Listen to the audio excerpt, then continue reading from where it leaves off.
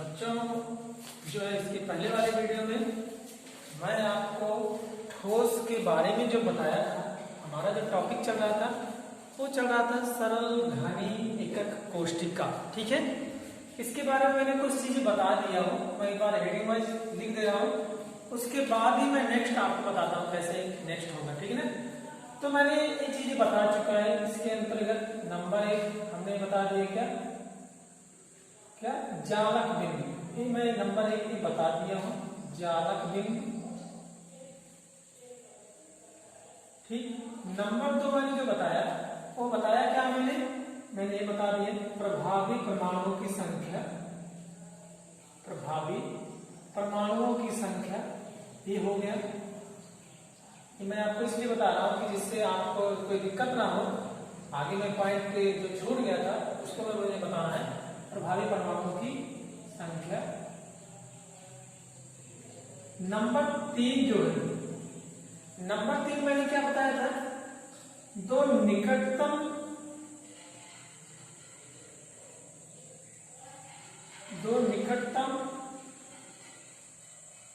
परमाणुओं के बीच की दूरी,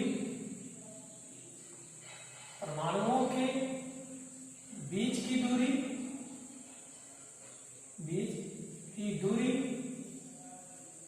ए तथा ठीक उनकी त्रिज्या r में संबंध तथा उनके त्रिज्या या उनके त्रिज्या स्मॉल r में संबंध। ठीक, उसके बाद जो चौथा पॉइंट था इसे हम कर सकते हैं B, इसे हम कर सकते हैं C। जो चौथा पॉइंट था वो था D हमारा, और D जो मैं बता चुका हूं उपसह संयोजक संख्या, उपसह संयोजक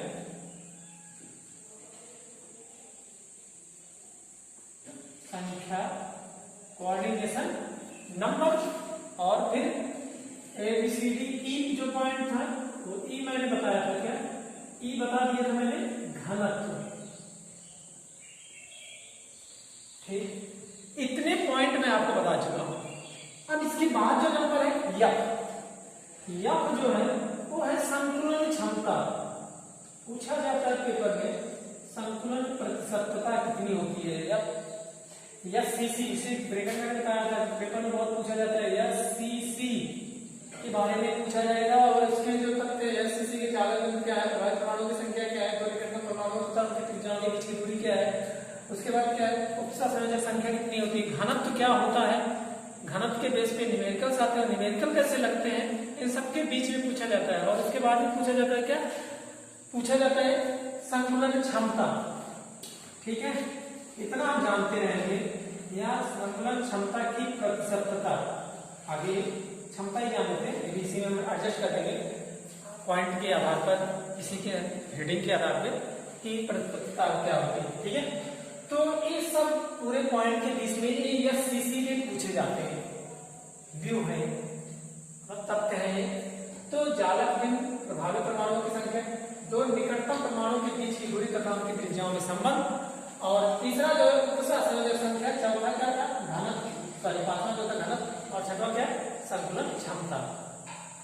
तो मैं आपको संतुलन क्षमता के बारे में मैं आपको बताता हूँ क्या होता है। मैं आपको एक डायग्राम बनाया था, मैंने बताया था कि इस आधार पे, घन के आधार पे अगर मुझे घन समझ में आ रहा है तो हमारे लिए पढ़ाना याद करना बहुत आसान हो जाएगा।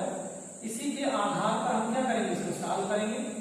ठीक है, तो मान लीजिए हमारा घन हो गया,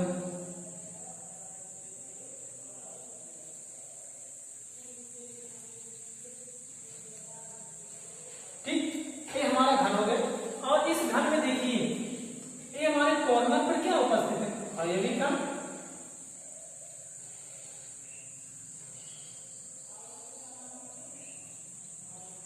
ठीक है, अब देखिए, अब संतुलन क्षमता क्या होती है इसका मैं परिभाषा जानेंगे। देखिए, जो मतलब कि घन के अंदर या क्रिस्टली, घनी क्रिस्टली ठोस के अंदर उपस्थित अयनिक कणों की अवयवी कणों का आयतन, ठीक, जो ये है इसका आयतन, अवयवी कण का एक परमाणु का आयतन, एक परमाणु का आयतन तथा उसमें उस पूरे इकाई कोशिका के आयतन के अनुपात को इन क्या कहते हैं, संतुलन क्षमता कहते हैं, मतलब जेड परमाणु का आयतन। ठीक है, तो हम ये लिख सकते हैं कि सरल घनी कोशिका में उपस्थित जेड परमाणुओं का आयतन तथा इकाई कोशिका के आयतन के अनुपात को ही हम क्या कहते हैं, संतुलन क्षमता कहते हैं। अब मैं परिभाषा लिख दे रहा हूं इसका, यहां से ये परिभाषा लिखेंगे यहां पे क्या, सरल घनी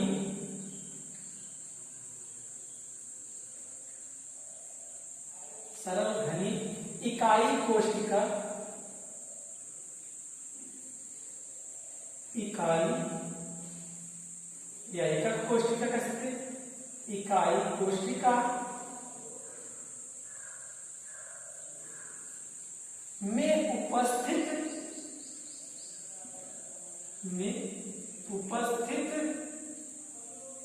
या हम लिख सकते हैं सरल घनी इकाई कोशिका में उपस्थित किसके, परमाणुओं के आयतन, उपस्थित परमाणुओं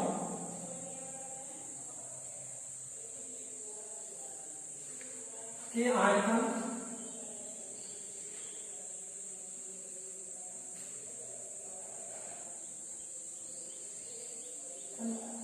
तथा, अब देखिए ये हो गया कि सरल घनी इकाई कोशिका में उपस्थित परमाणुओं का आयतन, जेड परमाणुओं का आयतन यहाँ कर सकते हैं, ठीक है, इसकी संख्या क्या होती है, जेड परमाणुओं का आयतन तथा संपूर्ण इकाई कोशिका के आयतन को,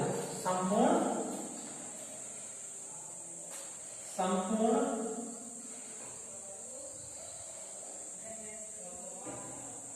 इकाई कोशिका के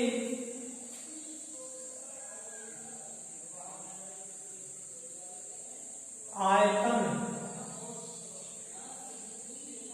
संपूर्ण इकाई कोशिका के आयतन के अनुपात को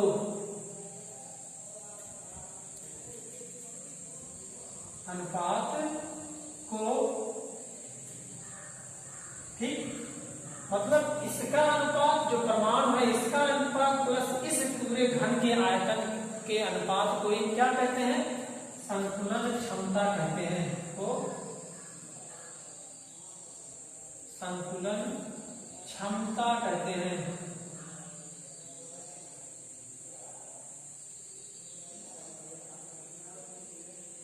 किसी को कोई परेशानी नहीं होना चाहिए कि हमारा काम खत्म हो गया, ठीक। इसे इंग्लिश में बोलते हैं पैकिंग इफिशियंसी, ठीक, पैकिंग इफिशियंसी पीई से व्यक्त करते हैं। यहां लिख सकते हैं इसे पीई से व्यक्त करते हैं।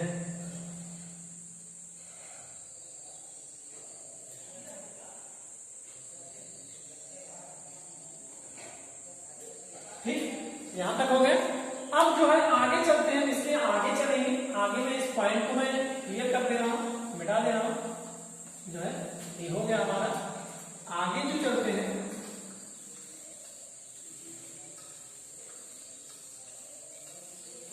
देखिए ये हमारा हो गया। मैं यहां लिखता हूं, यहां लिख सकता हूं संतुलन क्षमता बराबर, या हम इसमें परमाणु का आयतन, इसे हम कह सकते हैं क्या, इसे हम थोड़ा सा यहाँ भी लिख सकते हैं, ब्रैकेट V1, ठीक, V1 से व्यक्त करें और इसे क्या कहेंगे हम, V, ठीक। यहाँ पे क्या कर सकते हैं, V, एक के बाद यहाँ लिख सकते हैं हम,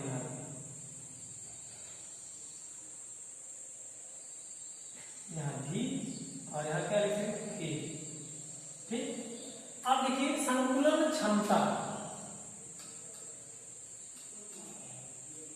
संतुलन क्षमता, ठीक, बराबर हो जाएगा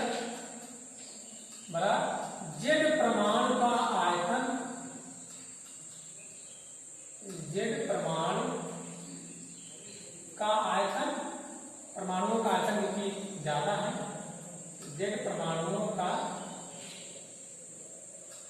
आयतन बटे, ठीक है, इकाई कोशिका का आयतन, इकाई कोशिका का आयतन, यहां घन के रूप में घन इकाई कोशिका का आयतन यहां लिख सकते हैं, ठीक, घन इकाई कोशिका का आयतन, ठीक। अब इसके आगे चलते हैं, आगे थोड़ा सा सॉल्व करेंगे। आगे क्या देखिए, जेड परमाणुओं का आयतन बटे इकाई कोशिका। तो देखिए जो परमाणु है ये इस रूप में उपस्थित है, ऐसे ऐसे है। तो हम यहां लिख सकते हैं जेड परमाणु का आयतन बराबर जेड परमाणु का, या यहां कर सकते परमाणु का आयतन बराबर गोले का आयतन, क्योंकि जो परमाणु है किसके रूप में पाए जा रहे हैं, गोले के रूप में। तो जेड परमाणु का आयतन बराबर किसका आयतन हो जाएगा, गोले का आयतन, ठीक है। तो बराबर गोले का आयतन क्या होता है, 4/3π√3 ये हो जाएगा। अब इसी को हम यहां रखेंगे, और जो घन का आयतन होता है हम इसे इस रूप में लिख सकते हैं, यहां पे व्यक्त कर सकते हैं। कैसे व्यक्त कर सकते हैं, देखिए ये हमारा हो जाएगा, इसे मैंने बता चुकी, इसे पी से व्यक्त करते हैं, यहां हम लिख सकते हैं डायरेक्टली पी ई बराबर हो जाएगा हमारा, तो जेड परमाणु का आयतन मतलब गोले का आयतन। तो हम थोड़ा सा शॉर्ट कर लेते हैं, शॉर्ट फॉर्म बना लेते हैं, जो हमें समझने में थोड़ा सा आसानी हो जाएगा। तो यहां पे हो जाएगा जेड परमाणु का आयतन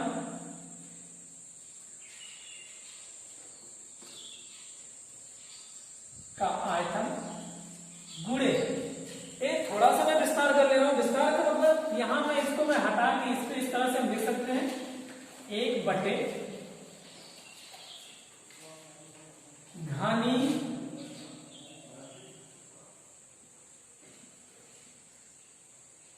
इकाई कोशिका का आयतन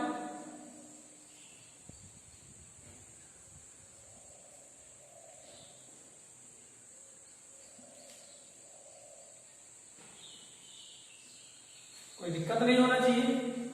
अब देखिए हमने निकाला है कि जो जेड का है, जेड की वैल्यू जो मैंने निकाला, जेड इक्वल टू प्रभावी परमाणुओं की संख्या क्या है, जेड की वैल्यू 1, कोई दिक्कत नहीं होनी चाहिए, क्योंकि अभी मैंने इसको बड़ा प्रभावी परमाणुओं की संख्या इक्वल टू जेड मैंने बताया, जेड से प्रदर्शित करते कितना है 1, और परमाणुओं का आयतन मतलब गोले का आयतन इक्वल टू 4π√Q। तो यहां हम क्या लिख सकते हैं, जेड के स्थान में क्या कर सकते हैं भाई, जेड के स्थान में क्या कर सकते हैं 1 into 4π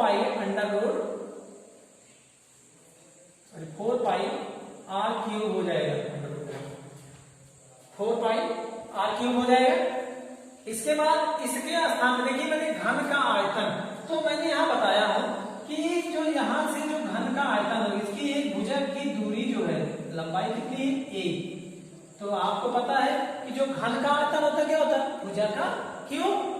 भुजा का क्यूब मतलब क्या हो जाएगा, यहां पे हम लिख सकते हैं गुणे 1/भुजा का क्यूब कर सकते हैं, कोई दिक्कत नहीं होनी चाहिए।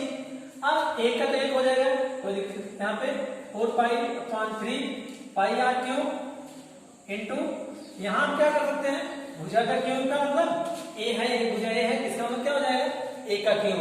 तो यहां क्या करेंगे 1/a का क्यूब। अब हमें यहां तक कोई दिक्कत नहीं है, आगे चलते हैं, इसे मिटा देते हैं।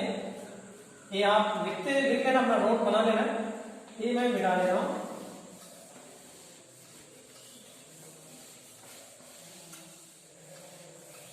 अब मैं ए की वैल्यू मुझे पता है, जब मैंने दो निकटतम परमाणुओं के बीच की दूरी तथा त्रिज्या में संबंध ज्ञात किया, तो ए की वैल्यू मैंने निकाल चुका हूं। तो ए बराबर कितना है, ए इसके बराबर भाई यहाँ पे समझ लो, एक परमाणु ये हो गया, एक दोनों एक दूसरे से टच में है, यहां से यहां की दूरी क्या निकाला है, ए निकाला है। एक त्रिज्या हमारी यहाँ हो गया, एक त्रिज्या इतना 2 आर, एक आर और एक आर दोनों आपस में जोड़ कितने आर बनाएंगे, 2 आर। तो ए बराबर क्या है, यहाँ लिख सकते हैं, जहां ए बराबर क्या है 2 आर, इसकी वैल्यू मैं इसमें पुटअप कर दे रहा हूं। तो जब इसकी वैल्यू यहाँ पुटअप कर रहा हूं तो हमारा हो जाएगा क्या, ये हमारा हो जाएगा पीई बराबर, ठीक, 4/3 पाई आर क्यूब इंटू एक की वैल्यू क्या हो जाएगी 2 आर के क्यूब। अब इसका अगर हम 2 बार गुणा करेंगे, थोड़ा सा और कर लेते हैं, चलो एक पॉइंट और चलते हैं हम, pi r cube into 1/2 r into 2 r into 2 r, ये हो जाएगा क्यू की, ये क्यू की वैल्यू हो गई हमारा।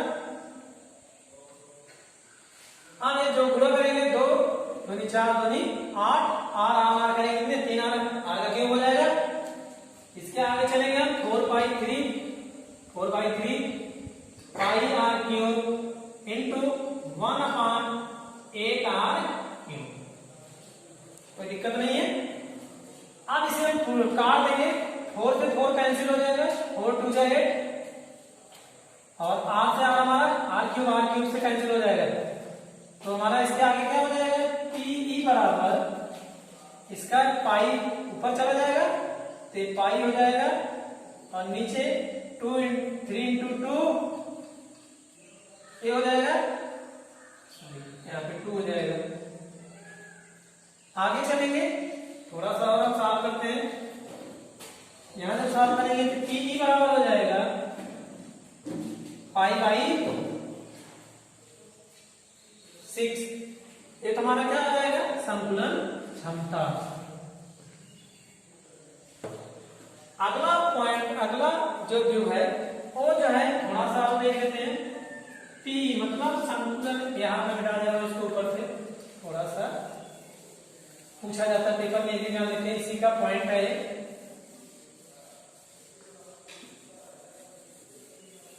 देखिए इसका पॉइंट जो है संतुलन क्षमता, देखिए संतुलन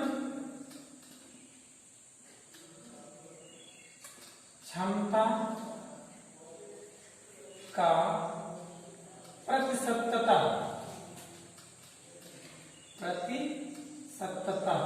ठीक, ये भी पूछा जाता है, पेपर में पूछा जाता है, कुछ करना नहीं है, इसी को मैं लिख लूंगा पीई बराबर प्रतिशत निकालने के लिए पाई बाई 6